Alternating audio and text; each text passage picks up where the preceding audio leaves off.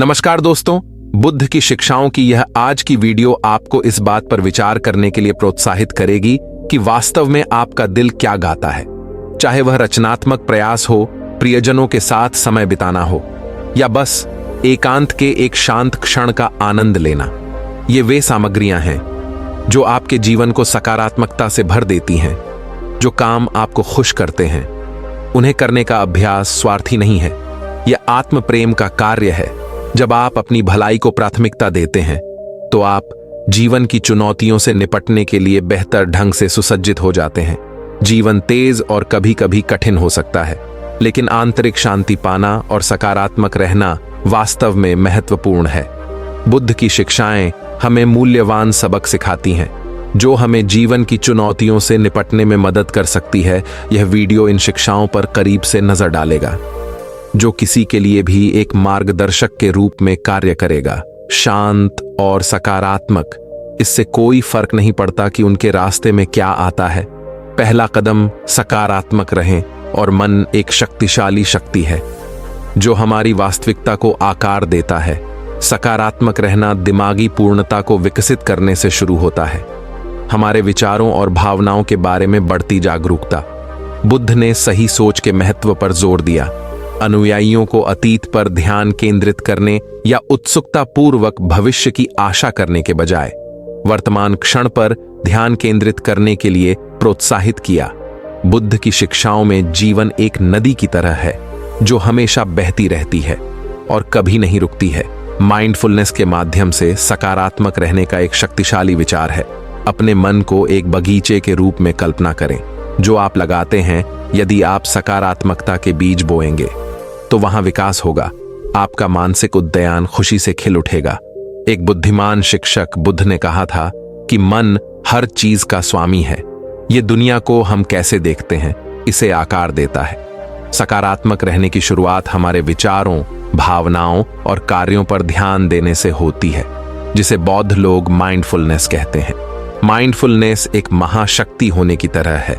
इसका मतलब है वर्तमान क्षण के बारे में जागरूक होना, ना कि अतीत पर ध्यान देना या भविष्य के बारे में चिंता करना। एक सुंदर सूर्यास्त के बारे में सोचना। जब आप पूरी तरह से अपने माइंडफुलनेस अभ्यास की सराहना करते हैं तो यह उस स्थान के बारे में है जहां आप उन विचारों में खोए नहीं हैं जो आपको नीचे खींचते हैं। जब हम अपने दिमाग को भटकने देते हैं तो अक्सर नकारात्मकता घर कर जाती है। हो सकता है कि आप बीते कल की गई किसी गलती के बारे में सोच रहे हों या इस बात की चिंता कर रहे हों कि कल क्या होगा। माइंडफुलनेस हमें खुद को वर्तमान में स्थिर रखना और हमारे सामने जो हो रहा है उसकी सराहना करना सिखाती है। कल्पना कीजिए, जब आप स्वादिष्ट भोजन खा रहे होते हैं तो जल्दबाजी करने के बजाय आप प्रत्येक टुकड़े का स्वाद लेते हैं। आप स्वाद, बनावट और भोजन आपके शरीर को कैसे पोषण देते हैं ये ध्यान में रखते हैं। जब हम पूरी तरह से मौजूद होते हैं तो हम उन सरल चीजों का आनंद ले सकते हैं जो हमें सकारात्मक रहने में खुशी देती है। इसका मतलब समस्याओं को नजरअंदाज करना नहीं है। इसका मतलब है कि स्पष्ट और केंद्रित दिमाग के साथ उनका सामना करना। दिमागीपन एक ऐसा उपकरण है जो हमें वर्तमान और सकारात्मक रहकर चुनौतियों से निपटने में मदद करता है। उन्हें हम पर हावी नहीं होने देता। हम एक ऐसी मानसिकता विकसित करते हैं जो बाधाओं को विकास के अवसरों में बदल सकती है। तो आप माइंडफुलनेस का अभ्यास कैसे शुरू कर सकते हैं? यह जितना आप सोच सकते हैं उससे कहीं अधिक सरल है। हर दिन एक क्षण रुकें और सांस लें। अपनी आंखें बंद करें और महसूस करें कि हवा आपके फेफड़ों में भर रही है। फिर धीरे धीरे सांस छोड़ें और छोड़ें।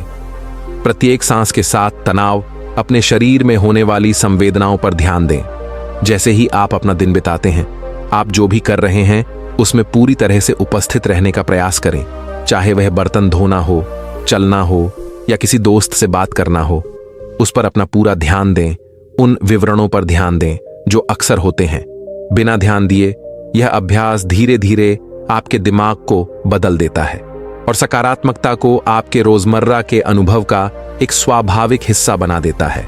माइंडफुलनेस के माध्यम से सकारात्मक रहना आपके दिमाग के बगीचे की देखभाल करने जैसा है, क्योंकि आप सकारात्मकता के बीज का पोषण करते हैं। आपका मानसिक स्वास्थ्य कृतज्ञता और खुशी के साथ खिलता है। यात्रा एक ही कदम से शुरू होती है, वर्तमान क्षण में एक कदम जहां आपकी खुशी को आकार देने की शक्ति निहित है। चरण 2 चीजों के लिए आभारी रहें। बौद्ध धर्म में कृतज्ञता नकारात्मकता के लिए एक शक्तिशाली मारक है। सराहना की प्रथा भौतिक संपत्ति से परे सभी चीजों के अंतर संबंध को शामिल करने तक फैली हुई है। बुद्ध ने एक परिवर्तनकारी शक्ति के रूप में कृतज्ञता की बात की है, जो जीवन की हमारी धारणा में गहरा बदलाव ला सकती है। कृतज्ञता व्यक्त करना केवल एक सामाजिक अच्छाई नहीं है, बल्कि बौद्ध धर्म में एक आध्यात्मिक अभ्यास है। हमारे जीवन के सकारात्मक पहलुओं को स्वीकार करने और उनकी सराहना करने का कार्य संतोष को बढ़ावा देता है। यह अध्याय उन विभिन्न तरीकों पर प्रकाश डालता है जिनसे कोई व्यक्ति दैनिक जीवन में कृतज्ञता को शामिल कर सकता है। एक कृतज्ञता रखने से लेकर सुबह उठते ही सबसे पहले ध्यानपूर्वक धन्यवाद देने का अभ्यास करने तक। मुस्कुराओ, इसलिए नहीं कि आपके जीवन में सब कुछ सही है, बल्कि इसलिए कि आप इस साधारण तथ्य के लिए आभारी हैं कि आपके पास एक नया दिन है। यह कृतज्ञता का सार है, बौद्ध शिक्षाओं में निहित एक शक्तिशाली अभ्यास। कृतज्ञता दिल के लिए एक जादुई औषधि की तरह है। यह क्या कमी है, पर ध्यान केंद्रित करने के बजाय आपके पास जो है उसकी सराहना करने के बारे में है। बुद्ध ने कहा कि कृतज्ञ हृदय चमत्कारों के लिए एक चुंबक है। जब हम आभारी होते हैं तो हम अपने दिलों को उस प्रचुरता के लिए खोलते हैं जो पहले से ही हमारे जीवन में मौजूद है। दैनिक जीवन की व्यस्त हलचल में उन छोटे छोटे आश्चर्यों को नजरअंदाज करना आसान होता है जो हमें चारों ओर से घेरे हुए हैं। सूरज की रोशनी, हल्की हवा या मित्र की हंसी, ये ऐसे खजाने हैं जिन्हें अक्सर हल्के में लिया जाता है। कृतज्ञता हमें रुकने और सामान्य में सुंदरता को पहचानने के लिए आमंत्रित करती है। आप आश्चर्यचकित हो सकते हैं कि आप कृतज्ञता कैसे विकसित करते हैं। ये किस चीज पर ध्यान केंद्रित करने के बजाय परिप्रेक्ष्य में बदलाव के साथ शुरू होता है। आपके पास जो कुछ है उस पर आपका ध्यान केंद्रित नहीं है। हर दिन एक पल निकालकर उन चीजों पर विचार करें जिनके लिए आप आभारी हैं। ये एक गर्म चाय के कप के रूप में सरल हो सकता है, एक दयालु इशारा या आपके सिर पर छत कृतज्ञता रखने के अभ्यास का सिंपल उदाहरण है। कृतज्ञता को दैनिक आदत बनाने का एक शानदार तरीका, प्रत्येक दिन के अंत में 3 चीजें लिखें जिनके लिए आप आभारी हैं। यह एक प्यारा परिवार हो सकता है, अच्छा स्वास्थ्य या कुछ नया सीखने का अवसर। जब आप ऐसा करेंगे तो आपको पता चल जाएगा कि आपका दृष्टिकोण कैसा है। जीवन में बदलाव आना शुरू हो जाता है। कृतज्ञता का मतलब सिर्फ जीवन के सकारात्मक पहलुओं की सराहना करना नहीं है, यह कठिन समय में भी चुनौतियों को स्वीकार करने के बारे में है। सीखे गए सबक के लिए आभारी होना चाहिए, आंतरिक शक्ति की खोज या दूसरों का समर्थन। यह एक परिप्रेक्ष्य है जो कठिनाइयों को विकास के अवसरों में बदल देता है। कृतज्ञता व्यक्त करना केवल शब्दों तक सीमित नहीं है, क्रियाएं बोलती हैं, प्रशंसा दिखाती हैं। आपके आसपास के लोगों के लिए एक सरल धन्यवाद किसी के दिन को रोशन कर सकता है। जितना अधिक आप आभार व्यक्त करेंगे उतना अधिक आप सकारात्मक प्रभाव देखेंगे, न केवल दूसरों पर बल्कि आपकी भलाई पर भी। आभार एक ऐसा धागा है जो खुशी को कपड़े में बुनता है। हमारा अस्तित्व हमें याद दिलाता है कि हर पल एक उपहार है और उस उपहार के भीतर आभारी होने के लिए कुछ है। जब आप कृतज्ञता के अभ्यास को अपनाते हैं तो आप अपने दिल में एक गहरा बदलाव पाएंगे, एक अधिक सकारात्मक और पूर्ण जीवन की ओर बदलाव। चरण 3 बोलते हैं। जो शब्द हम स्वयं से बोलते हैं उनमें अपार शक्ति होती है। बौद्ध हमें आत्म करुणा का महत्व सिखाते हैं, ये पहचानते हुए कि आत्म खोज की यात्रा पर हम सभी अपूर्ण प्राणी हैं। कठोर आत्म आलोचना केवल नकारात्मक विचार पैटर्न को मजबूत करने और व्यक्तिगत विकास में बाधा डालने का काम करती है। कल्पना कीजिए कि आपका एक मित्र है जो हमेशा समझदारी और दयालुता को प्रोत्साहित करता है। यह मित्र हर बुरे समय में आपका साथ देता है, कभी आलोचना नहीं करता बल्कि सांत्वना और प्यार के शब्द बोलता है। अब क्या होगा यदि उसने आपको बताया कि यह मित्र आप हो सकते हैं? बुद्ध की शिक्षाओं के बारे में एक शक्तिशाली सबक है। जिस तरह से हम खुद से बात करते हैं उसे आत्मकरुणा कहा जाता है और यह आपके लिए एक अच्छा दोस्त होने जैसा है। बुद्ध ने न केवल दूसरों के साथ हमारी बातचीत में सही भाषण के महत्व पर जोर दिया, बल्कि जिस तरह से हम खुद से बात करते हैं उन शब्दों के बारे में सोचें जो आप उपयोग करते हैं। स्वयं का वर्णन करते समय क्या वे उत्थानकारी होते हैं या क्या वे आलोचनात्मक होते हैं? बुद्ध हमें सिखाते हैं कि जिस भाषा का हम आंतरिक रूप से उपयोग करते हैं वह स्वयं और हमारे आसपास की दुनिया के बारे में हमारी धारणा को आकार देती है। आत्मकरुणा का अर्थ है स्वयं के साथ उसी दयालुता और समझ के साथ व्यवहार करना जो हम किसी के प्रति करते हैं। मित्र यह स्वीकार करता है कि हम पूर्ण नहीं हैं, लेकिन अपूर्णता बीइंग ह्यूमन का हिस्सा है।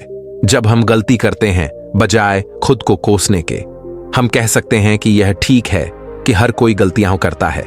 जब आप आत्म आलोचना कर रहे हो तो अपने आंतरिक संवाद नोटिस पर ध्यान देना शुरू करें और उन विचारों को धीरे से पुनर्निर्देशित करें। कल्पना करें कि आप किसी मित्र से बात कर रहे हैं। क्या आप उनसे वही बातें कहेंगे जो आप कहते हैं? आत्मकरुणा का अभ्यास करने का दूसरा तरीका प्रतिज्ञान के माध्यम से है। ये सकारात्मक कथन हैं जिन्हें आप अपने आप को दोहराते हैं। उदाहरण के लिए आप कह सकते हैं कि मैं प्यार और खुशी के योग्य हूं, या मैं सक्षम और मजबूत हूं। सकारात्मक संदेशों को लगातार मजबूत करके आप धीरे धीरे अपने आंतरिक कथा ध्यान को नया आकार देते हैं। आत्मकरुणा विकसित करने में यह एक शक्तिशाली उपकरण है। हर दिन कुछ मिनट शांति से बैठें, अपनी सांसों पर ध्यान केंद्रित करें और जैसे ही आप अपने भीतर शांति का स्थान बनाते हैं आप पाएंगे कि दयालु होने पर आत्मकरुणा स्वाभाविक रूप से खिलती है। अपने आप का मतलब उन क्षेत्रों को नजरअंदाज करना नहीं है जहां आप सुधार कर सकते हैं। इसका मतलब आलोचना के बजाय प्यार और प्रोत्साहन के साथ आत्म सुधार करना है। जब आप खुद के साथ करुणा का व्यवहार करते हैं तो आप आंतरिक शक्ति की नींव बनाते हैं जो आपको लचीलेपन और अनुग्रह के साथ जीवन की चुनौतियों का सामना करने के लिए सशक्त बनाता है। स्वयं के साथ आपका रिश्ता एक महत्वपूर्ण बात है। आत्मकरुणा की कला को अपनाने से आप न केवल अपने सबसे अच्छे दोस्त बन जाते हैं, बल्कि सकारात्मकता और आंतरिक शांति की ओर अपनी यात्रा में अटूट समर्थन का स्रोत भी बन जाते हैं। चरण 4, अपने शरीर को स्वस्थ रखें। आत्मा का मंदिर आंतरिक शांति की खोज में है। बुद्ध सामंजस्यपूर्ण और संतुलित जीवन के साधन के रूप में शरीर की देखभाल पर बहुत जोर देता है। इसमें न केवल शारीरिक स्वास्थ्य शामिल है, बल्कि मानसिक और भावनात्मक समृद्धि भी शामिल है। अपने शरीर की कल्पना करें एक खूबसूरत मंदिर के रूप में, एक पवित्र स्थान जो बुद्ध की शिक्षाओं में आपकी आत्मा को रखता है। इस मंदिर की देखभाल को एक संतुलित और सामंजस्यपूर्ण जीवन के लिए आवश्यक माना जाता है।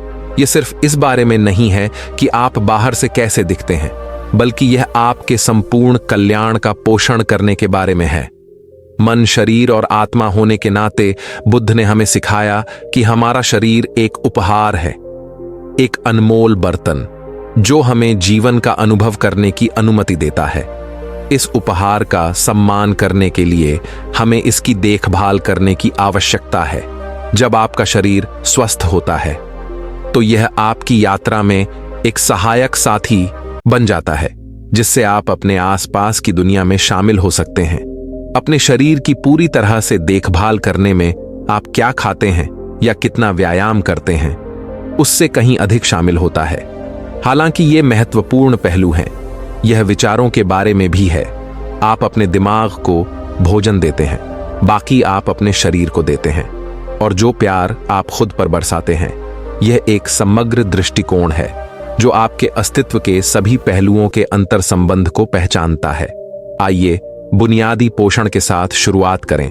जैसे कि आप किसी पवित्र मंदिर को अस्वास्थ्यकर प्रसाद से नहीं भरेंगे, आपको अपने शरीर को ऐसे भोजन से नहीं भरना चाहिए जो इसे पोषण नहीं देता है। इसका मतलब यह नहीं है कि आप अपने पसंदीदा व्यंजनों का आनंद नहीं ले सकते हैं, बल्कि यह एक संतुलन खोजने के बारे में है जो आपके शरीर की जरूरतों का सम्मान करता है। व्यायाम आपके शरीर का सम्मान करने का एक और तरीका है। ऐसा नहीं है गहन वर्कआउट करना होगा, यहां तक कि हल्की सी सैर या स्ट्रेचिंग भी अद्भुत काम कर सकती है। मूवमेंट न केवल आपके शरीर को अच्छे आकार में रखता है, बल्कि आपके मूड और मानसिक स्वास्थ्य पर भी गहरा प्रभाव डालता है। लेकिन यह सिर्फ आप क्या करते हैं इसके बारे में नहीं है, यह इस बारे में भी है कि आप कैसे आराम करते हैं। आपके शरीर को तरोताजा होने के लिए समय की आवश्यकता होती है, जैसे एक मंदिर को मौन के क्षणों की आवश्यकता होती है। नींद इसका एक महत्वपूर्ण हिस्सा है।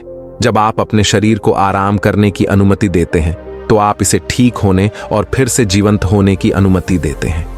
भौतिक देखभाल से परे बुद्ध ने किस बारे में बात की थी? मानसिक कल्याण का महत्व। ठीक उसी प्रकार जैसे नकारात्मक विचार मन में उथल पुथल पैदा कर सकते हैं, एक शांतिपूर्ण मन स्वस्थ शरीर में योगदान देता है। ध्यान और माइंडफुलनेस जैसे अभ्यास आत्मा के लिए कोमल फुसफुसाहट की तरह है, जो पूरे मंदिर में शांति लाते हैं। आपका शरीर एक कैनवास है जिस पर अनुभवों को सम्मान और देखभाल के साथ व्यवहार करके चित्रित किया जाता है। आप एक सकारात्मक और पूर्ण जीवन के लिए आधार तैयार करते हैं।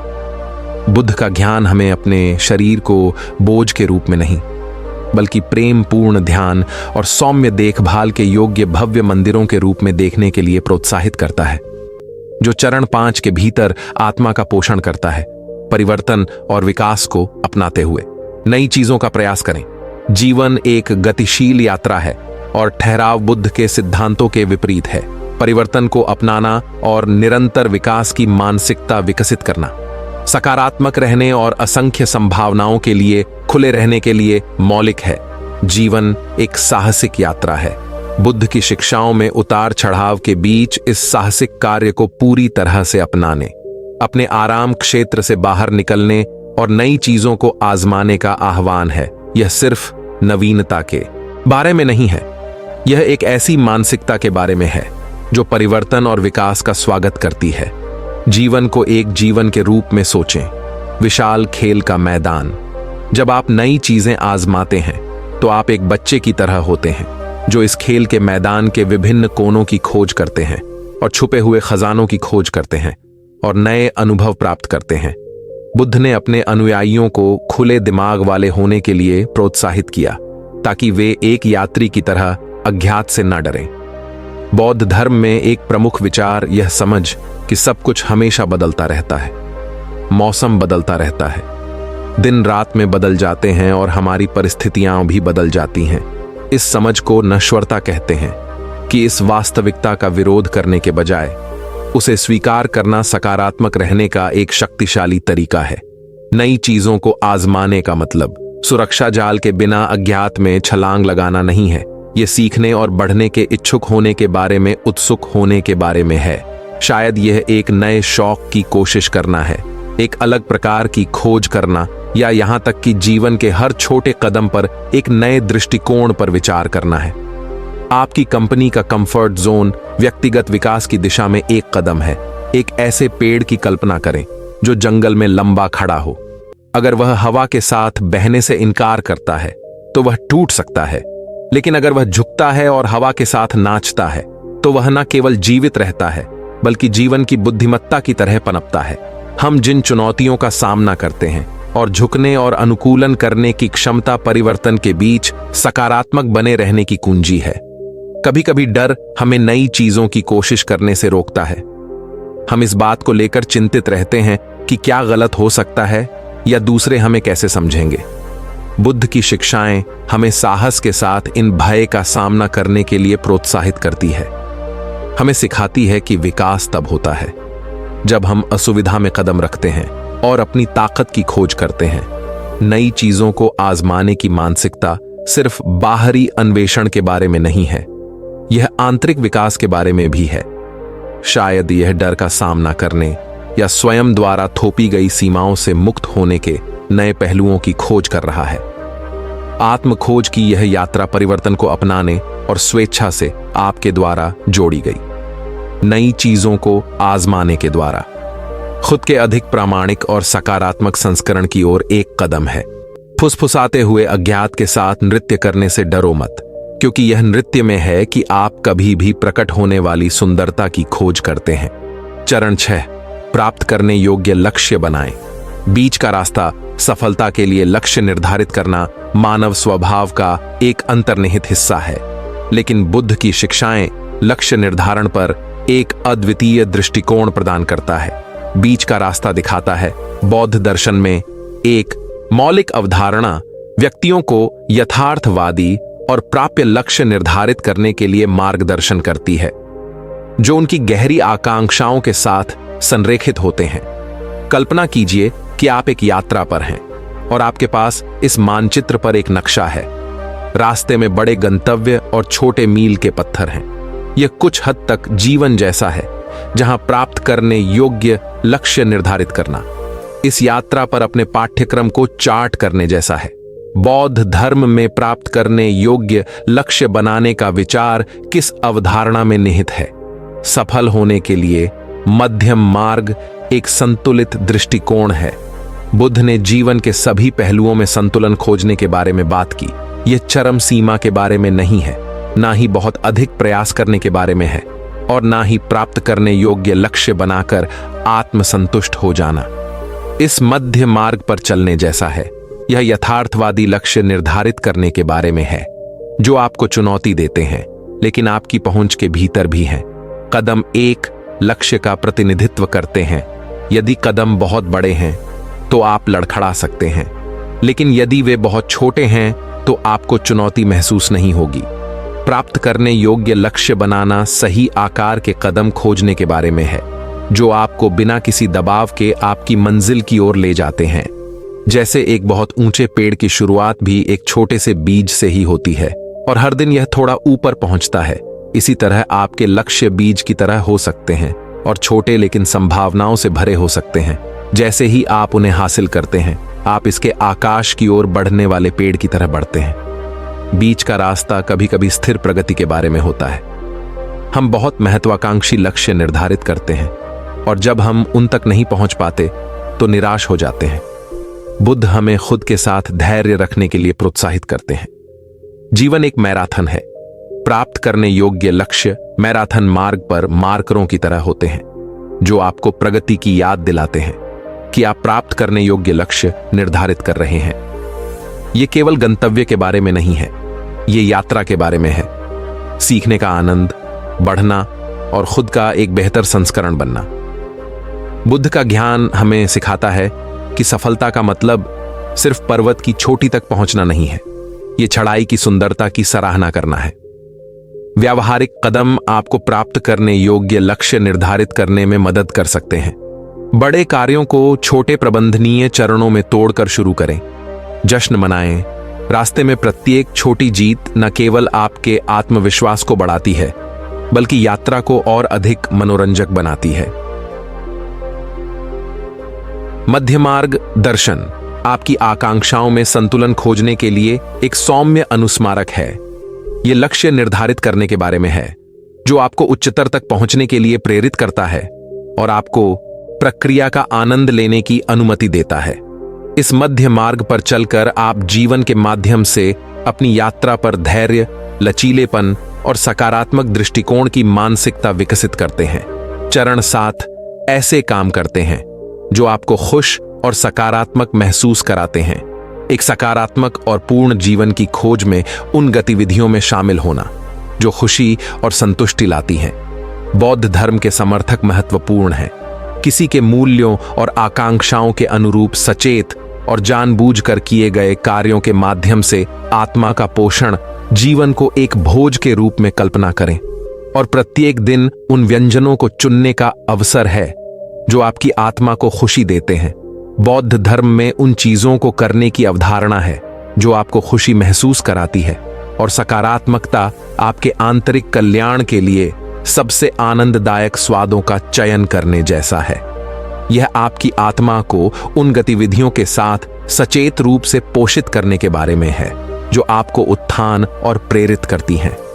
बुद्ध ने सही आजीविका की बात की और उन कार्यों और गतिविधियों में संलग्न होने के महत्व पर जोर दिया जो आपके समग्र कल्याण में सकारात्मक योगदान देते हैं।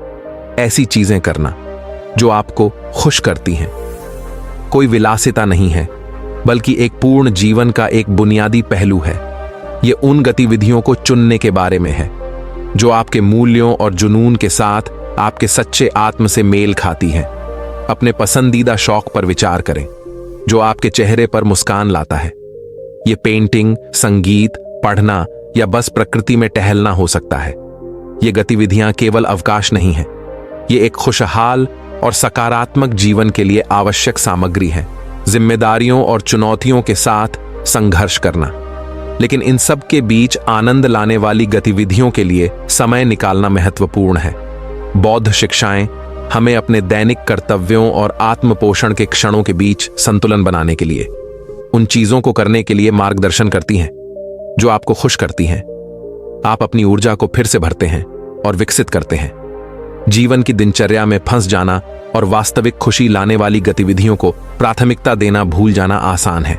बुद्ध का ज्ञान हमें सिखाता है कि खुशी कोई बाहरी खोज नहीं है, बल्कि जानबूझकर और सचेत जीवन जीने के माध्यम से विकसित की जाने वाली एक आंतरिक स्थिति है। व्यावहारिक कदम आपको अपने जीवन में अधिक खुशी शामिल करने में मदद कर सकते हैं।